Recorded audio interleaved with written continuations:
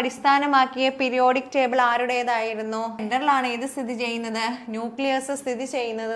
സ്ഥാനാന്തരം ഏതാണ്? Hi all, welcome to competitive cracker. എൻ്റെ പേര് ദിവ്യ കെ ജോസ്. LDC ലിസ്റ്റിൽ ആദ്യ റാങ്കുകൾ കരസ്ഥമാക്കാം.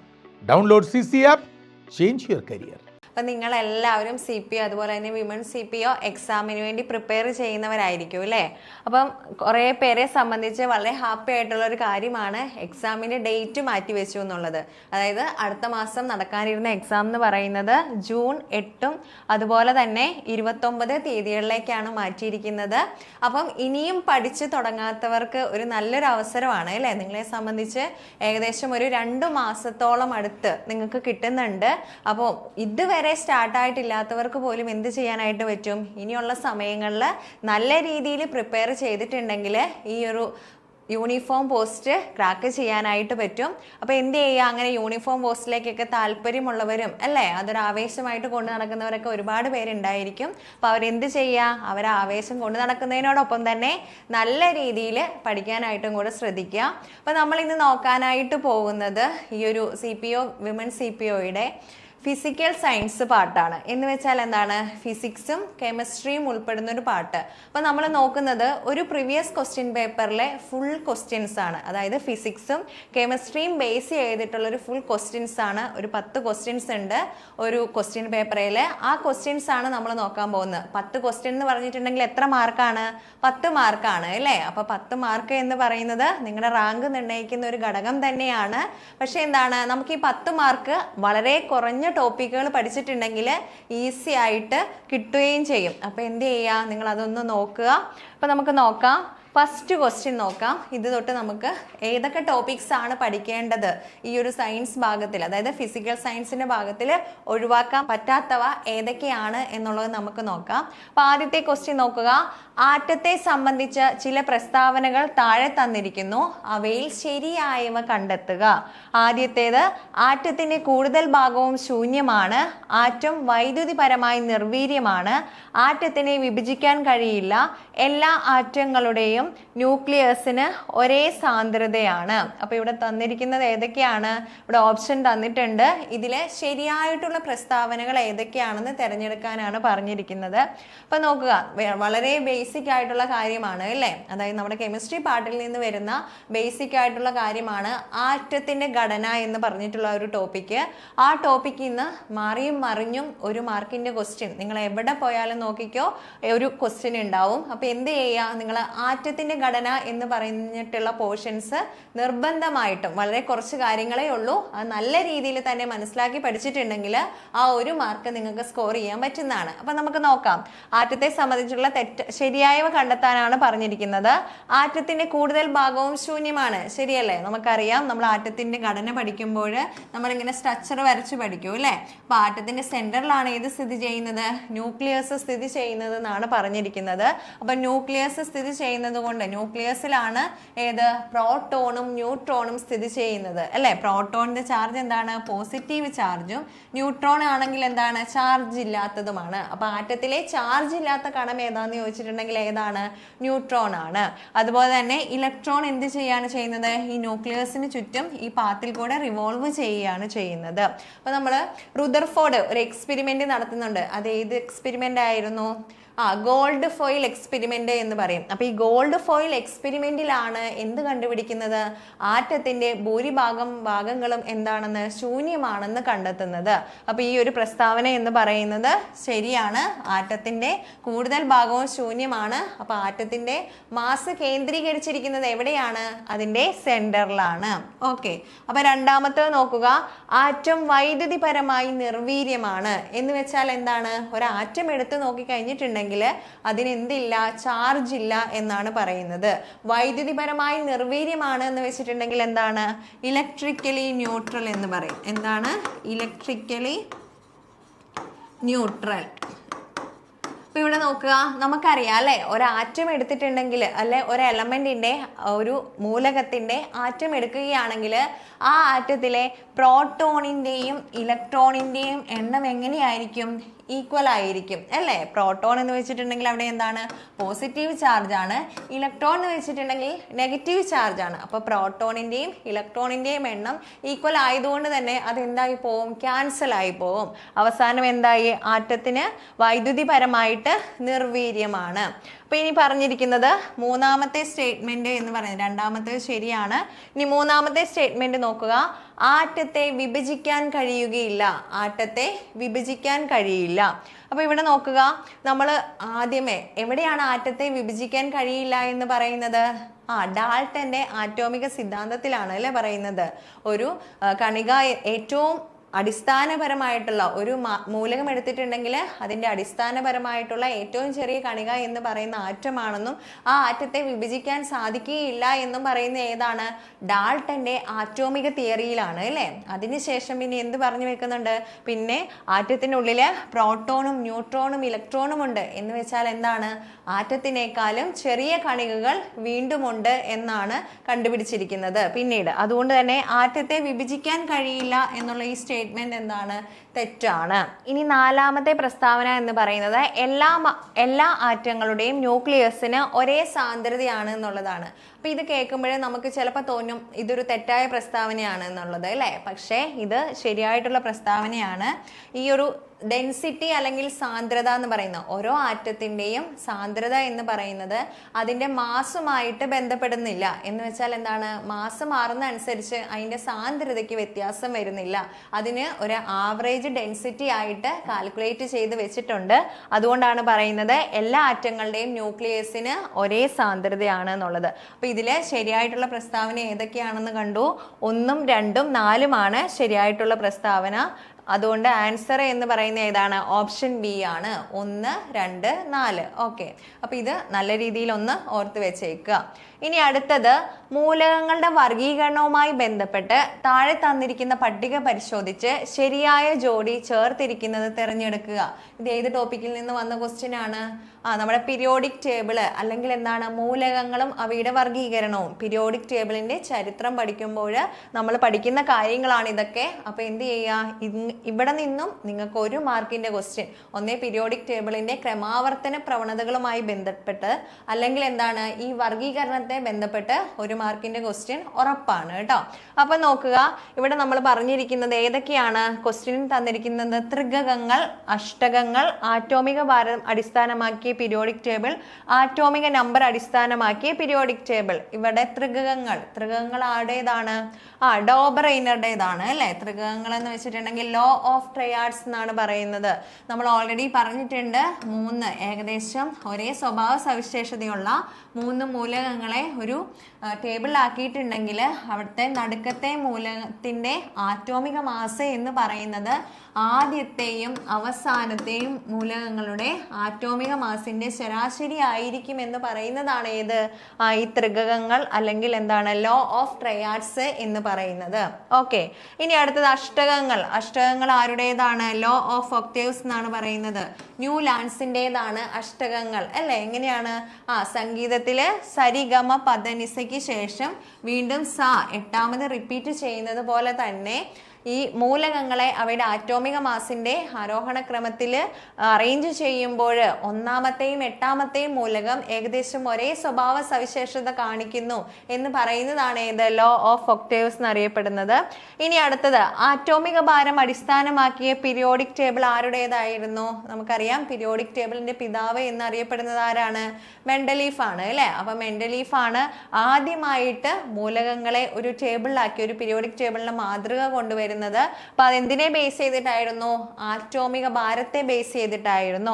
അപ്പൊ ആറ്റോമിക ഭാരം അടിസ്ഥാനമാക്കിയ പീരിയോഡിക് ടേബിൾ ആരുടേതായിരുന്നു? മെൻഡലീഫിൻ്റെതായിരുന്നു. ഇനി നമുക്കറിയാം ആറ്റോമിക നമ്പർ അല്ലെ. മോഡേൺ പീരിയോഡിക് ടേബിൾ ആറ്റോമിക നമ്പറിനെ ബേസ് ചെയ്തിട്ടുള്ളതാണ്. അപ്പൊ ആറ്റോമിക നമ്പർ ഹെൻറി മോസ്ലിയുമായിട്ട് കണക്ട് ചെയ്തതാണ്. അപ്പൊ എങ്ങനെ വരും? 1, 4, 2, 3, അതുപോലെ തന്നെ 3, 1, 4, 2 ഇങ്ങനെയാണ് ഇത് മാച്ച് ചെയ്യേണ്ടത്. അപ്പൊ നമുക്ക് ആൻസർ നോക്കാം.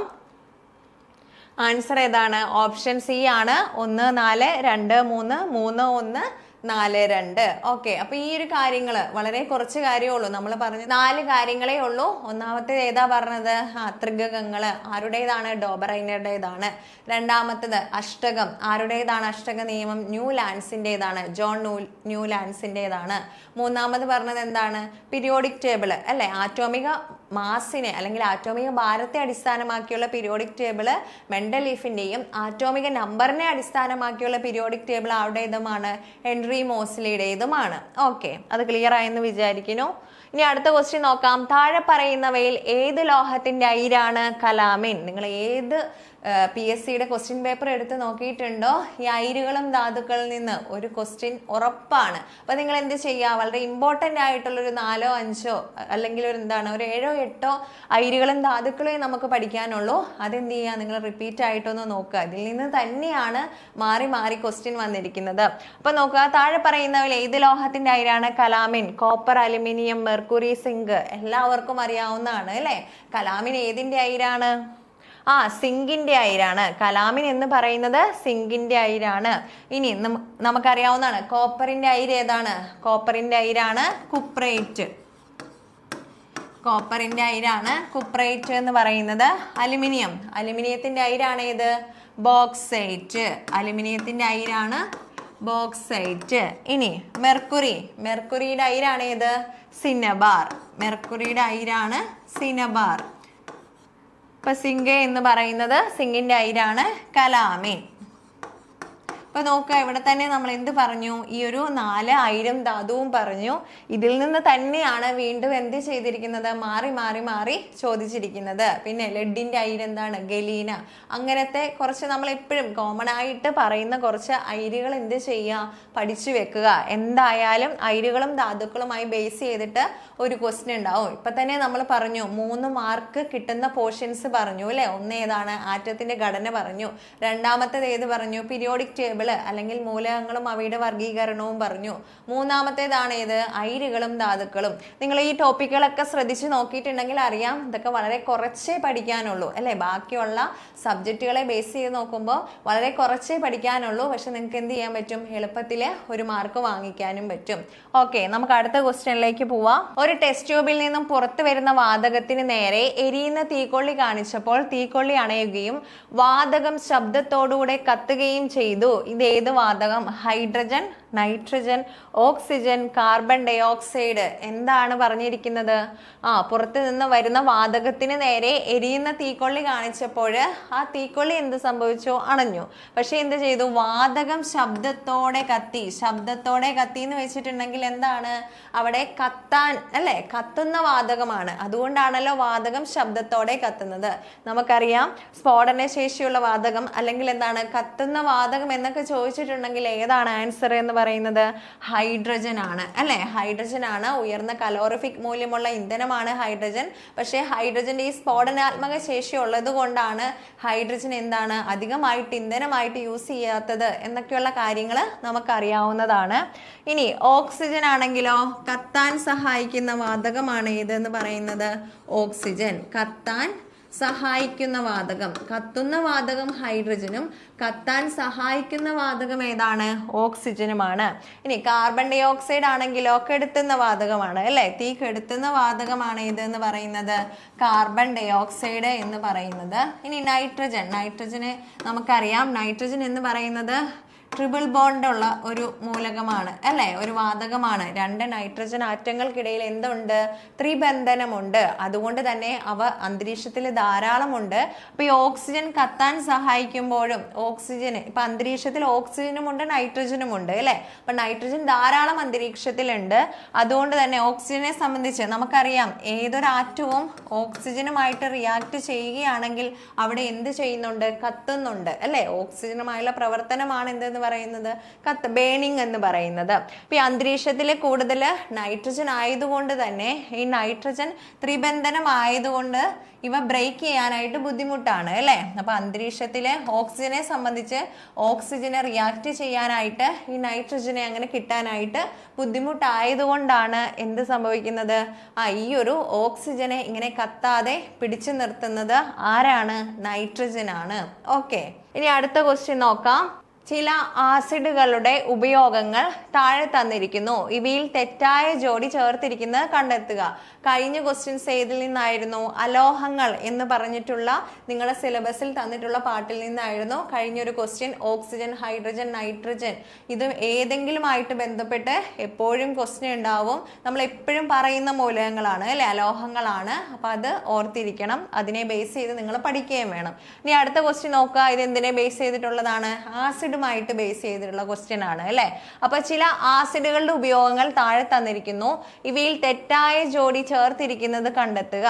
Sulphuric acid storage battery, tannic acid മഷി തുകൽ ഇവയുടെ നിർമ്മാണം, അസറ്റിക് ആസിഡ് രാസവളങ്ങളുടെ നിർമ്മാണം, സിട്രിക് ആസിഡ് ഭക്ഷ്യവസ്തുക്കൾ കേടുകൂടാതെ സൂക്ഷിക്കാൻ. ഇതിൽ തെറ്റായ ജോഡിയാണ് ചോദിച്ചിരിക്കുന്നത്.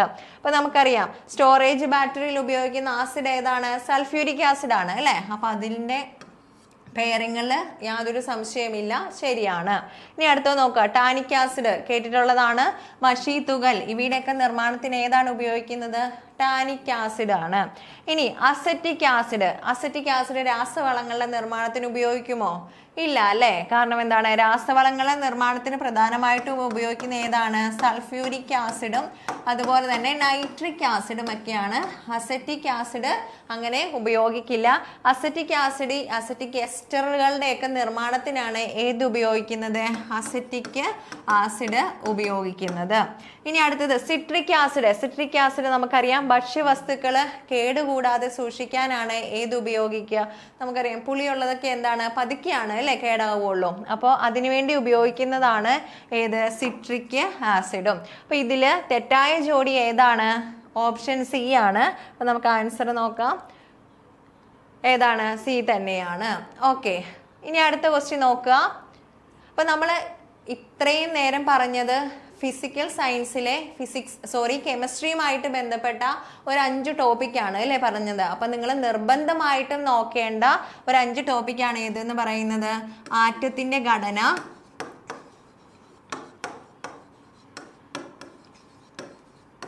പീരിയോഡിക് ടേബിള്,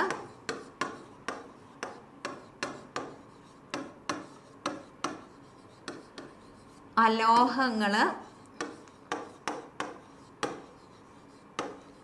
അയിരുകളും ധാതുക്കളും,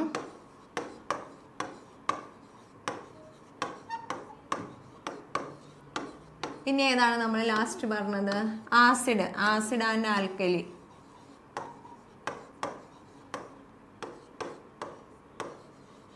അപ്പം ഇത്രയും ഈ ഒരു 5 ടോപ്പിക്കുകൾ നിങ്ങൾ നിർബന്ധമായിട്ടും തന്നെ പഠിച്ചിട്ട് പോകണം. നിങ്ങൾ ഇത് പഠിക്കുകയാണെങ്കിൽ നിങ്ങൾക്ക് എന്ത് ചെയ്യാനായിട്ട് പറ്റും?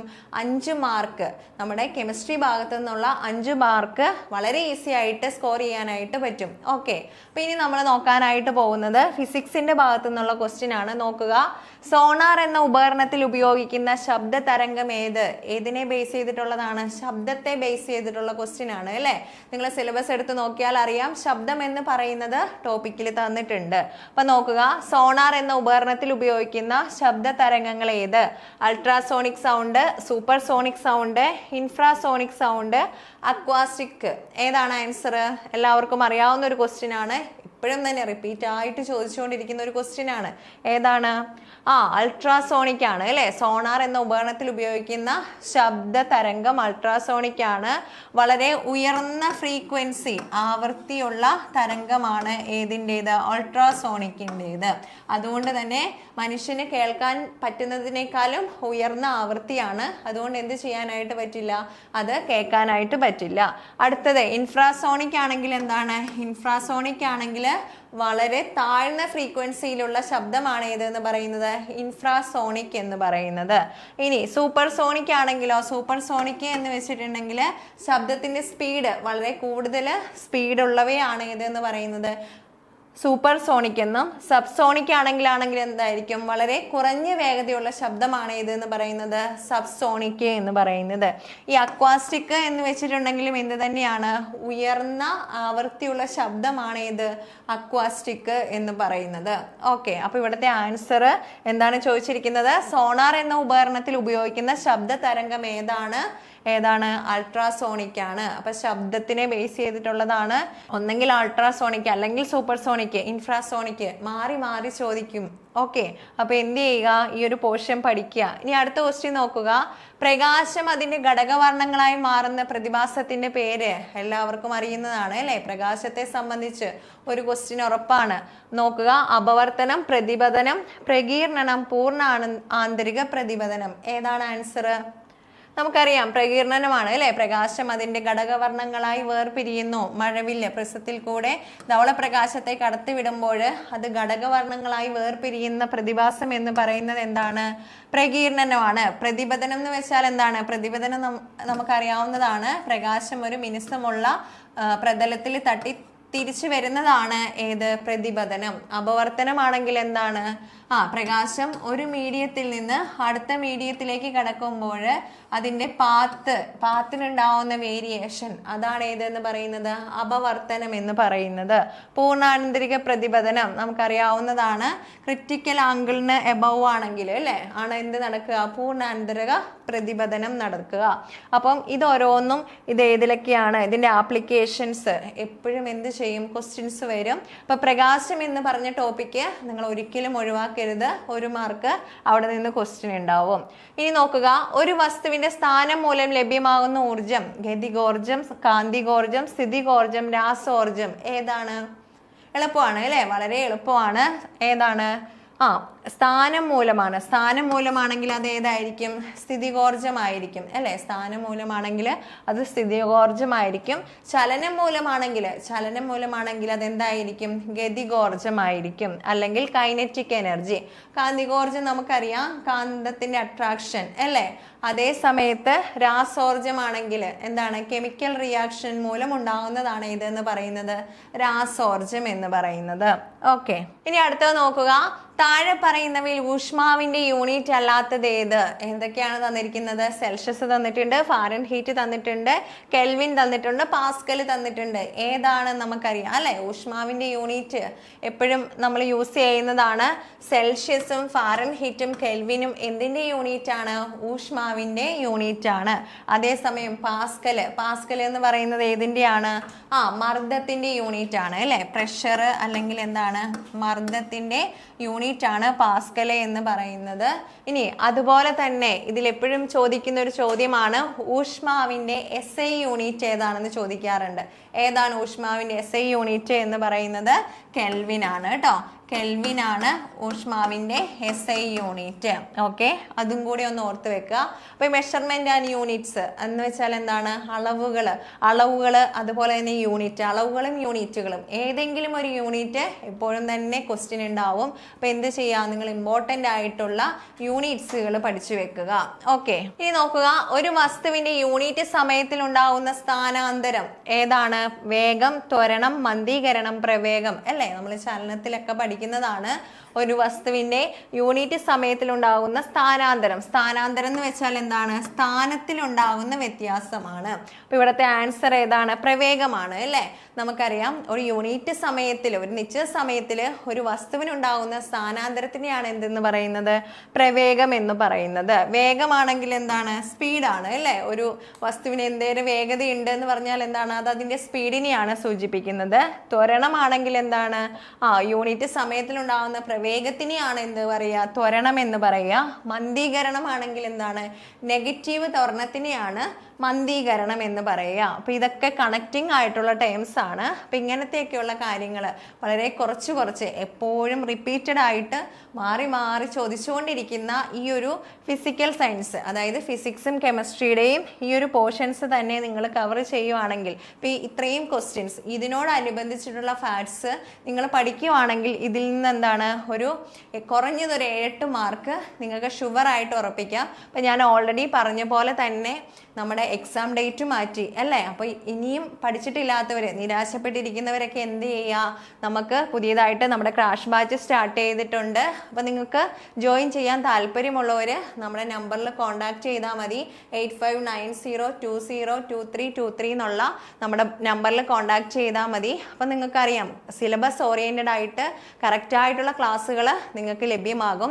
അതുപോലെ തന്നെ വീക്ക്ലി നിങ്ങൾക്ക് ലൈവ് സെഷൻസ് ഉണ്ടാവും, അതുപോലെ വീക്ക്ലി മോഡൽ എക്സാംസ് ഉണ്ടാവും. സ്പെഷ്യൽ മെൻറ്റർഷിപ്പോട് കൂടിയാണ് നമ്മുടെ ക്ലാസ്സുകൾ റൺ ചെയ്യുന്നത്. അപ്പോൾ നിങ്ങൾ പല റിസൾട്ടുകളും കണ്ടിട്ടുണ്ടാവും അല്ലേ? നമ്മുടെ CCനെ സംബന്ധിച്ചുള്ള പല റിസൾട്ടുകളും നിങ്ങൾ കണ്ടിട്ടുണ്ടാവും. അപ്പോൾ എന്ത് ചെയ്യാം, നല്ല കോൺഫിഡൻസോടുകൂടെ പഠിക്കാൻ താല്പര്യമുണ്ടവർ എത്രയും വേഗം, ഇനിയും ജോയിൻ ചെയ്തിട്ടില്ലാത്തവരുണ്ടെങ്കിൽ നമ്മുടെ നമ്പറിൽ കോൺടാക്റ്റ് ചെയ്യാം. അപ്പോൾ അതുപോലെ തന്നെ നിങ്ങൾക്ക് ഈ പറഞ്ഞ കാര്യങ്ങളൊക്കെ നിങ്ങൾ നല്ല രീതിയിൽ നിങ്ങളുടെ എക്സാം പ്രിപ്പയർ ചെയ്യുമ്പോൾ പ്രയോജനപ്പെടുത്തുക. ഇപ്പോൾ ഫിസിക്സിൽ നിന്നും കെമിസ്ട്രിയിൽ നിന്നുമുള്ള 10 മാർക്ക് നിങ്ങൾ ഈ രീതിയിൽ പഠിച്ചിട്ടുണ്ടെങ്കിൽ നിങ്ങൾക്ക് ഉറപ്പിക്കാനായിട്ട് സാധിക്കും. അപ്പോൾ നിങ്ങൾ ആദ്യമായിട്ടാണ് ഈ ചാനൽ കാണുന്നതെങ്കിൽ നിങ്ങൾ ദയവായിട്ടൊന്ന് സബ്സ്ക്രൈബ് ചെയ്യുക. അപ്പോൾ വീണ്ടും ഒരു നല്ലൊരു വീഡിയോയുമായിട്ട് കാണാം. താങ്ക്